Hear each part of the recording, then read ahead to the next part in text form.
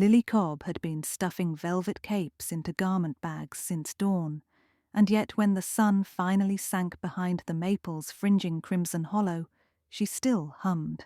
Tonight was the Harvest Moon Masquerade Barn Dance, part autumn gala, part tourist bait, part excuse for townsfolk to swirl in rented silks instead of their usual flannel.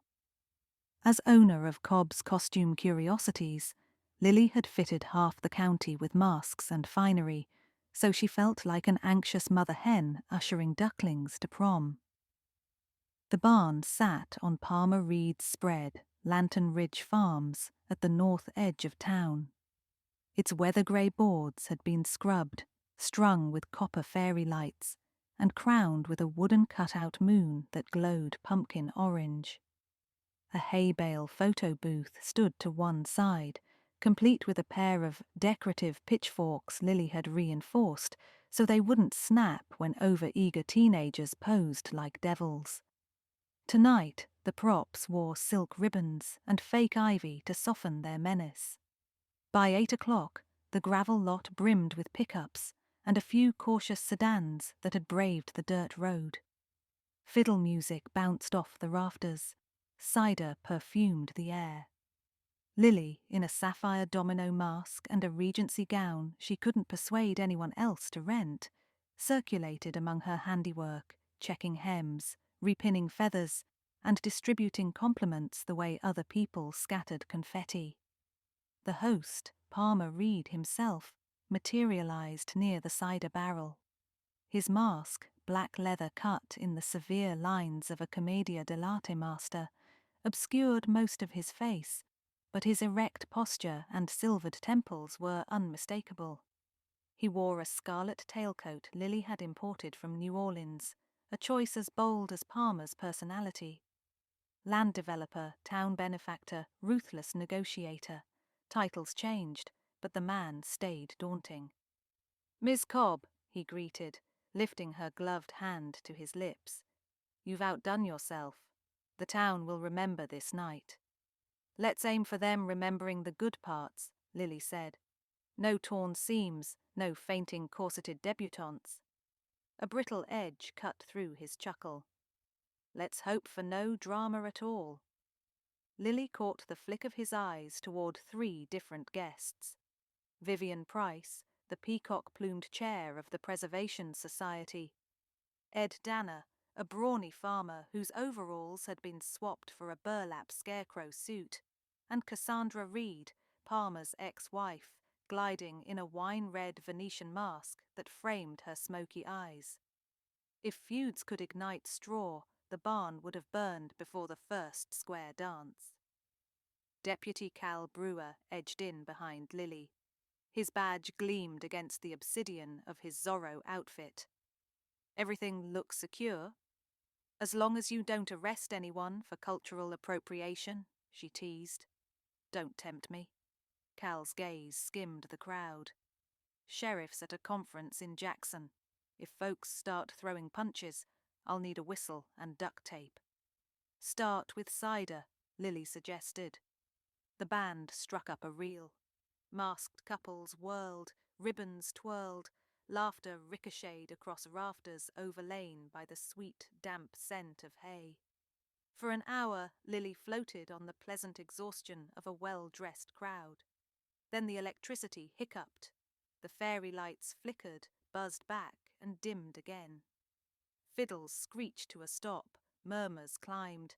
The bulbs surrendered fully, plunging the barn into darkness broken only by paper lantern glow from the porch.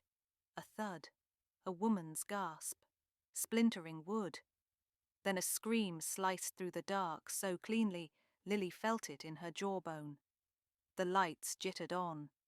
Palmer Reed lay splayed against the hay bale photo booth. One of Lily's decorative pitchforks protruded from his chest, metal buried to the hilt. Scarlet spread over his white waistcoat like an opening rose. For a heartbeat, no one moved. Then pandemonium. Cassandra collapsed to her knees beside the body, mask tilting. Vivian Price shrieked orders no one followed. Ed Danner thundered toward the open barn doors until Cal's voice boomed, "Stop right there, everyone stays." Lily's organs felt rearranged, iced, yet her mind snapped into startling clarity. She'd seen enough theatre accidents to know death when it stood centre stage. Palmer's arm hung limp, hand slack. Nothing theatrical about that puddle of red. Cal cleared a long table with one sweep and stepped onto it. "Masks off now. Hand them to me. No one leaves until we've recorded names." "But it's a masquerade," someone protested. "It's a crime scene," Cal shot back. The fiddle player handed over a domino mask like it might bite him. Lily gathered her shaken wits. If she didn't move, shock would root her. She breathed in straw and copper, then slipped between guests to the photo booth. Cal intercepted. "Stay back." "I reinforced that prop," she whispered. "It was supposed to be hollow aluminum capped with dull resin tines. It shouldn't go through muslin, let alone a man." Cal's nostrils flared. Then someone swapped it. Or modified it. Lily's gaze locked on the pitchfork. Ivy ribbons dangled exactly as she'd tied them, but the tines were no longer stubbed resin. Steel gleamed where paint had scuffed. She spotted something else, a tuft of metallic gold thread impaled on one barb. Gold. She catalogued costumes. The only lavish gold in the entire barn belonged to Vivian Price's peacock empress gown, yards of brocade that shone like sunrise. Lily pivoted. Vivian was surrendering her mask, feathers trembling. But gold thread? Lily scanned. No rip on Vivian's skirt. Instead, she spotted a glint on the hem of a minotaur cape, deep oxblood wool trimmed with narrow gold piping. The wearer, broad-shouldered, bullhorn mask, was Jonah Holt, the hired stable hand who'd helped Lily unload costumes that afternoon. Interesting. An hour crawled by while Cal collected statements, herded guests to wooden benches, and called the county coroner. Phone service out here was pocket-knife thin. He had to climb to the hayloft for a signal. No detectives would arrive before midnight. Till then, people fidgeted, whispered, and stared at the sheet Cal had draped over Palmer. Lily retreated to a tack room lit only by emergency lanterns. Her assistant, Mara, perched on a feed bin, sobbing quietly. Lily pressed a steady hand to the girl's shoulder. "I need the rental ledger." Mara sniffed. "Now?" "Now." Mara fumbled in her velvet carpet bag and produced the blue notebook. Lily thumbed pages. Rentals cross-checked with clients, fittings, alterations. She needed to know who'd had opportunity not just to wield a pitchfork, but to alter it. The pitchforks had been stored in her shop's attic until 2 days ago, when Palmer's event planner hauled them to the barn. Jonah Holt had driven that truck. Jonah, who'd confessed over coffee that he feared losing his job if Palmer sold Lantern Ridge to developers. She studied her notes on his costume. Minotaur, mask shipped from Greece, cape constructed in her own workroom from repurposed draperies, lined, heavy, gold piping along the hem and arm slits. Lily remembered hand-stitching it while binge-watching crime dramas. The gold thread on the weapon matched the hue precisely. She would need more than thread to accuse a man. But in Crimson Hollow, motive lay strewn like acorns. Vivian hated Palmer for proposing a modern hotel near the historic square. Ed Danner blamed him for water rights litigation. Cassandra nursed 100 post-divorce grievances, some whispered into martinis loud enough to blow the barn doors. Even the fiddler, Wade Cooper, had been stiffed payment after last year's festival. Still, only Jonah knew the outbuildings intimately, could cut lights from an auxiliary fuse on the outside wall, then slip back unseen. And only someone strong and practiced with livestock tools could drive a steel-tined fork through ribs. Lily breathed out. If she was wrong, she'd smear an innocent man. If she was right and did nothing, a killer might walk free once the searchlight of outside law arrived. She slipped from the tack room, notebook under her arm. The gathered guests had grown restless. A handful clustered at the doors, swearing they'd seen headlights on the county road, a rescue caravan at last. Cassandra paced like a caged tigress, wine gown whispering against sawdust. Ed Danner muttered into his gloves. Cal descended the loft ladder, phone in hand. Medical examiners on the way, but weather's rolling over Elder Ridge. They'll be slow. He brushed straw from his shoulder, eyes shadowed with worry. Lily touched his forearm. I might have something. They ducked behind a stall. She laid out her observations, the reforged pitchfork, the gold thread, the knowledge of fuse boxes. Cal listened, jaw grinding. I can't arrest on thread and theory, he said, but we can talk to him. Jonah Holt leaned against a post near the cider barrel, arms folded across his cape like a bull guarding a gate. His horned mask still covered his face. Cal hadn't gotten that far down the line before climbing for signal. Cal approached. Mask off, Jonah. The stable hand's hands rose slowly. Leather scraped hair as he lifted the minotaur visage, revealing a square face smudged with engine grease. He held the mask like a shield until Cal took it. Need you to walk me through your evening, Cal said. Jonah's brown eyes flicked to Lily. I already told Deputy, you. I was behind the barn, changing a busted light string.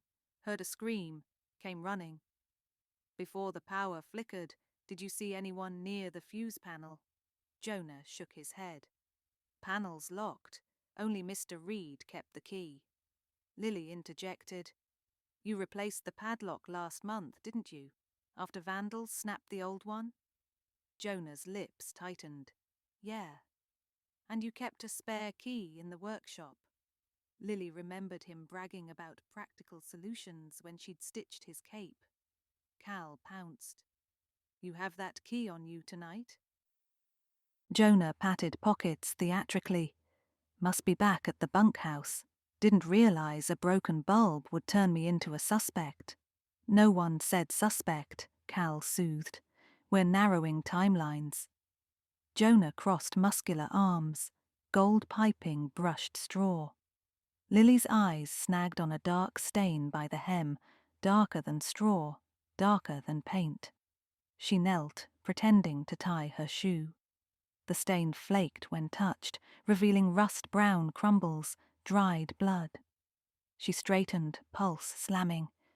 Jonah, your cape's dragging, she said lightly. Hate for you to rip it. She lifted the edge, revealing the stain fully. Jonah jerked back. Cal saw it. Mind explaining? Probably from when I leaned over him. You said you were outside, Lily reminded. Jonah's expression shuttered, then flared. All right, I tried to help Reed when I got inside. Happy? He rubbed hands against trousers. Guy was already dead. Where's your shirt cuff? Lily asked. One sleeve poked from the cape. The other arm sported only a fraying edge. He swallowed. Got torn earlier. Cal pulled a penlight, scanned the pitchfork still lodged in Palmer's chest. A blood-soaked cuff clung to one tine, same plaid as Jonah's visible sleeve. Cal's face hardened. Jonah bolted. But barn dances weren't designed for chases. Guests clogged aisles, draped bunting snagged horns stripped from his mask. He crashed through a cluster of dancers, splintered a milk can decoration, and barreled for the side door. Cal lunged, missed. Lily reacted on instinct. She hurled her notebook. It smacked Jonah's ear, making him flinch left, straight into Ed Danner's scarecrow arms. The farmer clotheslined him with a reflex honed on fence posts. Jonah hit the floorboards and Cal was on him, cuffs flashing. Silence followed, thick and stunned. Outside, thunder rolled like distant applause. Deputy Brewer read rights in a voice as steady as granite. Jonah's shoulders sagged. When Cal mentioned the cuff fragment, the key, the blood, Jonah's fight seeped out. "I didn't mean to kill him," he muttered. "Just scare." Cal nodded toward an empty crate, sat him. "Start talking." Jonah stared at Straw. Palmer was selling Lantern Ridge to some New York outfit. They were going to plow the pastures, build condos. "I've worked those horses since I was 15. My dad before me. Palmer promised I'd be barn manager for life. Then yesterday he says the deal's done. I'll get severance and a thank you for your service." He sniffed, wiped nose. "I wanted leverage. Thought if I rattled him tonight, he'd back off. Swapped the fork yesterday. Took one from the equipment shed, ground the tips sharp, painted it, wrapped the ribbons back. Figured I'd plunge it into a hay bale by his head when lights went out. He'd get the message." "How'd it end in his chest?" Cal asked. "Panic. He grabbed at me in the dark. I shoved harder than I meant. He just wasn't supposed to be there yet. I thought he was on stage." Jonah's voice cracked. "When lights flicked on, I saw what I'd done. Tried to pull it out, tore my cuff. Blood got on the cape. I panicked again, ducked outside, pretended bulb duty." Tears cut through grime on his cheeks. No one offered comfort. Cal signaled 2 volunteer firefighters to guard Jonah. Then he turned to Lily. "Good throw with the notebook. Old softball champ," she managed, though her knees wobbled. Cassandra Reed stepped forward, clutching her mask. "Is it true? Palmer planned to sell? He told me we were discussing reconciliation, not real estate." Jonah's weary eyes lifted. He had letters of intent in his office, contracts. He lied to everybody. A bitter hush sifted through the barn. For some, Palmer's death had just morphed from tragedy to Greek irony. Lily, however, felt only exhaustion. The coroner arrived at midnight, a gust of cold air and latex gloves. Guests were finally released, drifting into the drizzle like bedraggled moths. Mara loaded discarded costume pieces into Lily's van. Cal oversaw evidence tagging. Near 2 a.m., with crime scene tape sagging in wet wind, Lily sank onto a stump outside. Cal joined her, cloak damp, hat gone. "You were amazing," he said. "I was terrified." She flexed fingers that still tingled from adrenaline.